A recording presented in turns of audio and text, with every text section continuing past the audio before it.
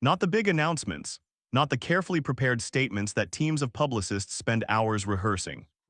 Not the polished camera-ready smiles that morning television is so expertly built around, but the quiet moments, the unscripted ones.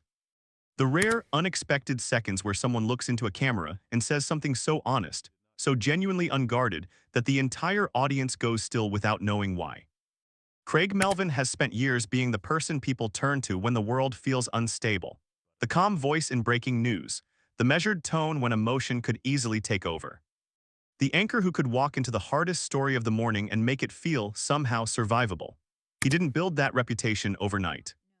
He built it slowly, carefully, through years of showing up and holding the line when others might have cracked. So when he chose to speak not about a headline, not about someone else's tragedy, but about his own experience, about the people beside him, about what the last few years had genuinely cost him to move through, something in the air shifted. Fans noticed it immediately, not because what he said was shocking in the way tabloids define shocking, not because it stirred the kind of noise that fades by the next morning, but because it carried the specific weight of something true, the kind of truth that doesn't perform itself, the kind that arrives quietly and stays long after the screen goes dark. He mentioned Savannah Guthrie, and the pause before the words, the slight shift in his voice, the way his eyes held something that careful people usually keep hidden, said more than any prepared statement ever could have. People who have watched Today for years described it simply. They said it felt like something that had been quietly understood for a long time had finally been spoken out loud. And once you hear it, the question changes entirely. It's no longer about what he said. It becomes something deeper, something more personal than that. It becomes, why now? Morning television is one of the strangest worlds in all of media, and most people who watch it every day never fully realize that. From the outside, it looks almost deceptively simple.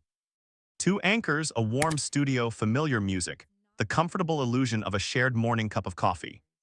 Millions of people across the country don't so much choose to turn on Today as they simply do it, the way you breathe or reach for a glass of water. It becomes woven into the rhythm of daily life without you noticing the moment it happened. But the world behind that ease is something entirely different. Morning television is brutal in ways that are rarely discussed. The hours begin before most cities wake up. The preparation never really stops.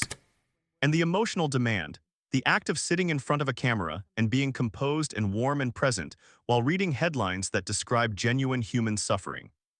That labor doesn't disappear when the broadcast ends. It follows you, it settles somewhere inside you and asks to be carried. Craig Melvin understands this in the bone-deep way that only comes from living it for years. He didn't arrive at Today through an easy path. He came up through local news, through smaller markets, through the kind of journalism that doesn't offer glamour or safety nets. He learned his craft in environments that demanded everything and offered little in return. He watched how the best people in the business handled pressure, absorbed what they knew, and built something of his own from it. Something quieter, steadier, and harder to rattle than most. By the time he became a full co-anchor, the reputation had already been established, not just as a journalist with strong instincts, but as someone whose steadiness was real. The kind that lives underneath the surface rather than being performed on top of it. At 46, by almost any measure, Craig Melvin is at a significant point in his career. He is respected in the industry, trusted by audiences, the kind of presence that a network leans on when the stakes are high and composure is not optional. But the years leading to this moment have not been quiet ones. For Today as a whole, for the institution, for the people who make it every morning, there have been shifts that go far deeper than scheduling changes or format updates. There have been departures that carried real weight, transitions that left marks. A slow, almost imperceptible reconfiguration of what the show is becoming and who it will belong to when the reshaping is finished. Through all of it, Craig Melvin held his composure. Kept his feelings close, let the professionalism speak when words felt too complicated or too costly, until quietly he didn't. What he said about Savannah Guthrie, about what her presence had meant, about what this particular chapter of his career had actually felt like from the inside, didn't land like a dramatic reveal. It landed like something more rare than that, like a man who had held something carefully for a long time, finally setting it down in a place where others could see it. To understand why it moved people the way it did, you have to go back. You have to understand what Today looked like before the shifting began. What it felt like when it still had the weight of something settled. and what it costs quietly and cumulatively to be one of the people responsible for holding something together while it slowly, inevitably, changes shape around you. For a long time, Today had a particular kind of gravity, not just the gravity of ratings or reputation, though it had both, something more human than that. A feeling which is hard to describe precisely but easy to recognize. That the people on that stage were genuinely connected to each other, and to the work in a way that went beyond professional obligation. Savannah Guthrie was central to that feeling for a long time.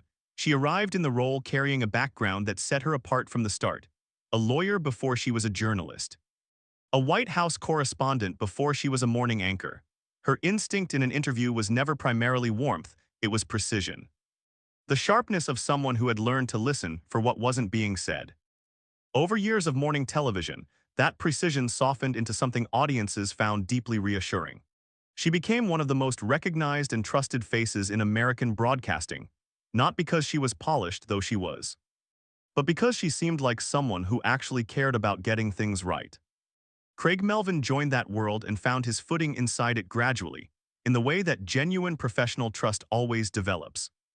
Through shared hours and shared pressure and the slow accumulation of moments where someone proves they will not let you down. The chemistry between morning anchors is a strange and specific thing. It cannot be manufactured. No production team can schedule it into existence. Either it develops through the weight of real experience, or it never quite arrives at all, and the audience can feel the difference even if they can't articulate it. With Craig and Savannah, there was something real there, a mutual respect that showed up in the small moments as much as the large ones, in how they handed off to each other, in how they held space for each other during hard interviews, in the way their professional instincts seemed to move in a similar direction without either of them needing to explain why. They sat together through stories that asked everything of them emotionally. They covered tragedy and celebrated joy, and did the daily, unglamorous work of making a morning broadcast feel like it had a human soul. And through all of it, something accumulated between them that audiences felt even without a name for it. The quiet sense that these were two people who genuinely valued each other's presence in a business that doesn't always make that easy. In an industry where co-anchor relationships can quietly corrode under the weight of ego, competition, and exhaustion, that kind of sustained mutual respect is rarer than it looks from the outside. It requires something, an active choice made repeatedly to see the person beside you as a partner rather than a rival. To find genuine satisfaction in their strengths rather than measuring yourself against them. Craig Melvin, by every indication, made that choice consistently. He spoke about it over the years, not in the rehearsed language of promotional interviews, but in the careful, considered way of someone who had actually thought about what his professional life meant and arrived at an honest answer. He valued what had been built, he understood its worth, which is exactly what made the changing of it so much harder to move through without feeling something. Nobody announces the moment when a show's internal atmosphere begins to shift. There is no memo, no staff meeting where someone says plainly that something is changing. It happens in the margins. In the silence between conversations that used to flow more easily. In the almost imperceptible tension that settles into a room and stays there without anyone naming it. In the small negotiations and the careful silences and the steady accumulation of things that go unsaid, because saying them feels too complicated. For today, questions about the atmosphere behind the cameras had been quietly circulating for a while before they became public in any meaningful way. Reports, according to multiple media outlets who covered the situation, described an environment that had grown more complicated. Leadership transitions, shifting internal dynamics. The particular kind of institutional uncertainty that develops when a large organization is navigating its own identity and hasn't yet arrived at a clear answer. Savannah Guthrie's situation became part of that story. According to reports that followed the developments closely, there were contract negotiations. Questions about the shape of her future with the show. A growing sense among those observing from outside that the specific era of Today that millions of viewers had grown comfortable with was quietly closing, not with a dramatic finale, but with the slow, undramatic exhale of something winding down. Craig Melvin was not on the outside of any of this. He was inside it every single morning. And where some of his colleagues navigated the uncertainty publicly, sometimes clumsily, sometimes with a frustration that leaked through despite their best professional intentions, Craig mostly stayed quiet. He showed up, he did the work. He let the professionalism carry him through moments that required more than professionalism to endure. But silence has its own texture, its own weight. The viewers who watched him closely, not passively, not as background noise, but with the kind of attention that long-term audiences develop for people they have invited into their daily lives. They began to sense something. A slight additional cost to the composure. A quality in the steadiness that suggested it was being maintained rather than simply existed. The question was never whether Craig Melvin felt things deeply about the people beside him and the work they had built together. The question was when and how, and whether the moment would ever come when he would finally say so. There is a particular kind of loyalty that only forms under genuine pressure. Not the loyalty of proximity or obligation. Not the kind that gets performed in public statements or reinforced through official channels. The kind that lives in the details of how you treat someone when the cameras are still rolling and you're both exhausted and something has gone slightly wrong on live television. The kind that shows up in a steadying glance across the desk, a seamless, invisible handoff. The quiet professional instinct to make the person beside you look good, to protect them in a moment of vulnerability, without ever making them feel protected. That was the kind of loyalty Craig Melvin brought to his work. It was visible even to people watching from a distance in the texture of how he operated, not loudly, not as a gesture. Consistently as a matter of character. Savannah Guthrie, according to those who observed their professional dynamic over the years, operated by a similar code. Her strength was never sentimentality, it was precision. The focused, relentless care of someone who understood that doing the work well was its own form of devotion. And that kind of precision, when it is genuine rather than performative, communicates something that warmth alone never fully can. What made Craig's eventual public honesty so striking was that it arrived against this background. He is not someone who speaks carelessly about his inner life. He is not someone who performs vulnerability for attention or positions emotions strategically for effect. So when the words came, when he spoke about what Savannah had meant to the show, about what her presence had genuinely represented in his own experience of working alongside her, those words carried a weight that casual language almost never achieves. According to reports from those who followed his comments closely, what Craig expressed went beyond professional appreciation, though it included that. It carried something that felt more honest, more costly than that. Something close to grief, held alongside genuine gratitude. The acknowledgement that something real had existed between people.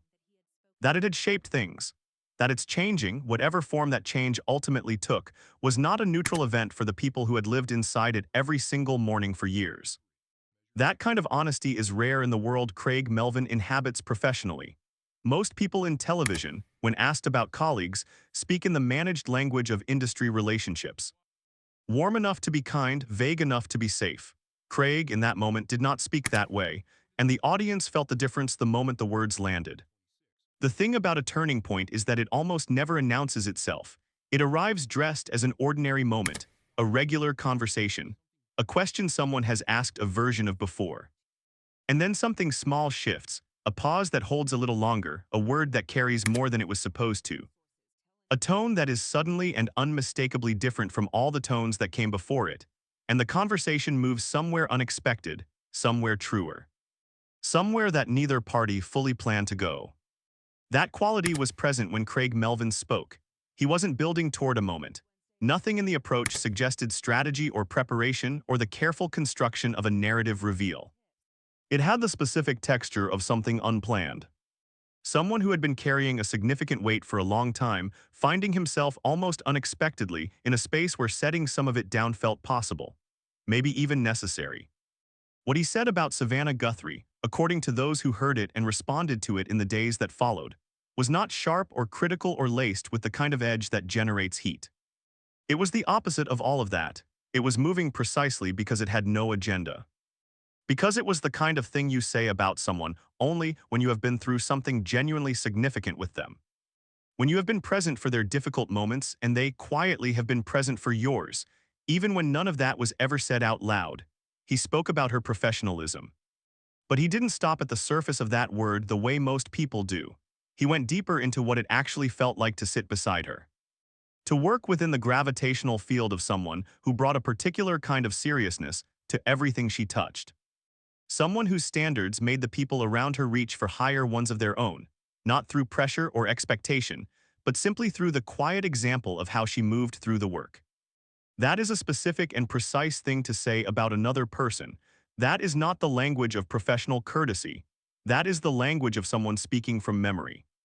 For the viewers who had spent years in their own relationship with today, who had built their own morning ritual around these voices and these faces, and this particular shared hour of the day. Hearing Craig Melvin speak in that way about what it had meant from the inside was something that landed in a deeply personal place.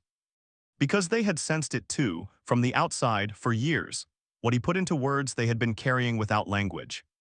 And having it named, having someone on the inside confirm what the outside had quietly known, felt like both a relief and a small, tender kind of mourning at the same time. Nothing about this story resolves cleanly, and it would be dishonest to suggest otherwise. The temptation, watching it from the outside, is to simplify it. To make it about conflict when it is really about the quietly disorienting experience of transition.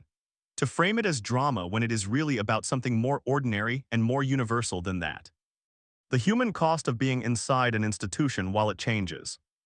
The strange, sometimes painful experience of caring deeply about something that doesn't pause to acknowledge what the caring has asked of you. Craig Melvin, at 46, occupies a particular and genuinely complicated position in all of this. He is far enough into his career to have real perspective on what he has built, and what certain relationships have meant to that building. Old enough to look at a chapter of his professional life and understand it clearly, not as a job he happened to hold, but as a significant period of his adult life spent in close proximity to people who shaped how he worked, how he saw the work, and perhaps how he understood his own deepest capacities for loyalty and care. And yet young enough that the story isn't finished, that the next chapter is still genuinely open. There is something quietly complicated about living in that particular in-between. About knowing that what came before had real value and real meaning, while also understanding that what comes next requires a different kind of presence. That the industry doesn't wait for anyone to finish grieving one era before the next one begins asking things of them. Savannah Guthrie's situation carries its own weight inside this picture. Her path through this period, according to reporting that has followed closely, has been its own kind of navigation. She is someone who has given an extraordinary amount to this work, who has carried institutional weight that isn't always visible from the outside and isn't always acknowledged from within. The questions surrounding her future, questions that, according to reports, have not been fully settled, are not abstract professional considerations. They are deeply personal ones, rooted in years of identity and investment, and the particular vulnerability of caring about something professional as if it were also something more. What Craig Melvin said exists inside all of that layered complexity. It exists as a form of witness. A quiet public acknowledgement that something real happened between people, that it mattered, and that its changing deserves to be named honestly. In a world that usually moves too fast and too indifferently to pause long enough to do so. That perhaps more than any other single thing is why it resonated the way it did, not because it was unexpected, but because it was true. And because truth, when it is spoken without agenda and without performance, has a sound that people recognize immediately, even when they cannot explain how they know. There is something that morning television does to people who have watched it long enough and loved it in the quiet, undramatic way that most people love the things that become part of their daily lives. It becomes part of the rhythm of the day in a way that few things are allowed to become anymore. The faces on that screen grow familiar in a specific and irreplaceable way. Not quite like celebrities, not quite like friends, but like a particular kind of reliable presence. Something that is there when everything else is in motion. When children are growing and moving away and the house feels different than it used to. When the news outside the window keeps shifting and the world feels less predictable than you were promised it would be. In the middle of all of that, those familiar voices and those familiar faces anchor something. Craig Melvin has been part of that anchoring for a lot of people. And when he spoke about what the work had meant to him, about the people who gave it texture and weight, about the relationships that made the long hours and the emotional labor feel like they amounted to something genuinely worthwhile, he was, whether he intended to or not, speaking on behalf of the audience as much as himself. He was giving voice to something that millions of people had felt from the outside without ever having the words for it. What he said about Savannah Guthrie lives in that shared space. It was personal, it was specific. It belonged to two people, and the particular relationship they had built across years of shared work and shared pressure, and the countless small, invisible moments that never make it into any narrative but quietly constitute most of what a professional life actually is. But it also touched something that extends beyond them both. The feeling, deeply human and almost universally recognizable, of watching something you have valued begin to shift beneath your feet. The particular quiet grief of change that arrives not as a single dramatic event, but as a slow accumulation of things that are no longer quite what they were. The strange tenderness of standing at the edge of one chapter and knowing, before the next one begins, that what you are leaving will not be fully replaceable. At 46, Craig Melvin is still in the middle of his story, still showing up, still carrying the steadiness that audiences have come to rely on as something they can count on without thinking about it. But something in how he spoke suggested that this particular steadiness, in this particular moment, had asked more of him than usual to maintain. That is not a weakness. That is the furthest possible thing from weakness. It takes more to hold yourself together when something inside you is genuinely moving than it does when nothing is at stake. And the small, rare glimpse of what lives beneath the composure, the honesty about what this work has meant, about who has mattered along the way. About the quiet weight of sitting beside someone and building something real with them day after day. That glimpse doesn't make Craig Melvin look fragile. It makes him look exactly like what he is, a person, a real one. Someone who feels things about the work and the people in it, and who, just once in an unguarded and genuinely human moment, let that be visible. In a landscape that has increasingly learned to reward performance over presence, and image over honesty, that kind of realness is not a small thing. Whatever the next chapter holds for Craig Melvin, whatever shape today takes going forward, whatever role Savannah Guthrie plays in it or doesn't, what was said in that quiet moment will not disappear into the news cycle the way most things do. It will remain not as a headline that fades by morning, but as a record, honest and unpolished and entirely human, of what it meant to someone from the inside to have been part of something that genuinely mattered. If something in this story stayed with you, if it reminded you of what it feels like to watch people you respect navigate something real and difficult, take a moment and share your thoughts in the comments below. What do you think this chapter means for Craig Melvin and for today going forward? Your perspective genuinely matters here. And if you want to keep following stories told this way with care and depth and patience, consider subscribing. There is more to come.